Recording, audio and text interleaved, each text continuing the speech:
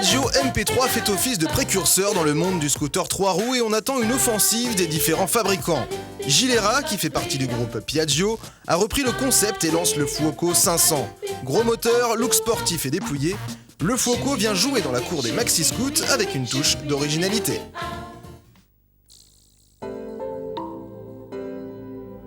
Au premier regard, on pense au prototype de base du MP3 avec ses phares ronds et ses protections tubulaires. Il a une bonne bouille ce Fuoco, mais paraît imposant, et il l'est, difficile à manœuvrer à l'arrêt avec ses 225 kg à sec.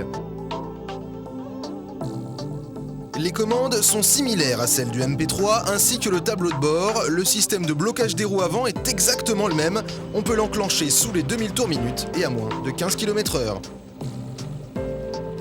Gilera a donc récupéré le système tout à fait au point de parallélogramme déformable du MP3 ainsi que la partie cycle.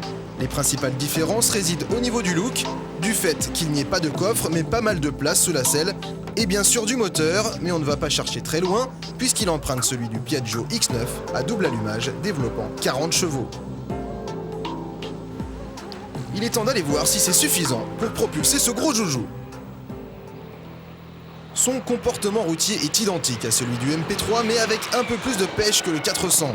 Quand on ne connaît pas le système, il faut un léger temps d'adaptation, mais on oublie vite qu'il y a 3 roues, le Fuoco reste vif, même s'il y a plus d'inertie que sur un scooter standard.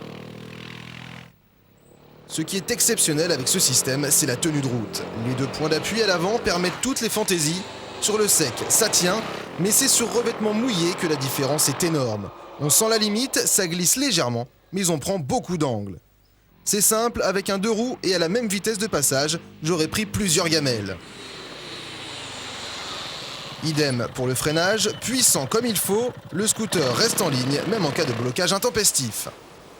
Ce Gilera Fuoco apporte donc la sécurité du MP3 avec un tempérament plus sportif. Son poids limite un peu ses performances, on aurait aimé les watts et la longe d'un T-Max, mais il reste amusant, attire le regard et s'en sort parfaitement en ville, sur route comme sur autoroute, grâce à une bonne protection au vent mais aussi à la pluie. Il lui reste à trouver sa clientèle, avec son cousin MP3 400 sur le marché, difficile de se faire sa place. Pour 7 600 €, vous aurez un peu plus de pêche et un look original. Reste à savoir si c'est suffisant pour marcher sur les plates-bandes du Piaggio.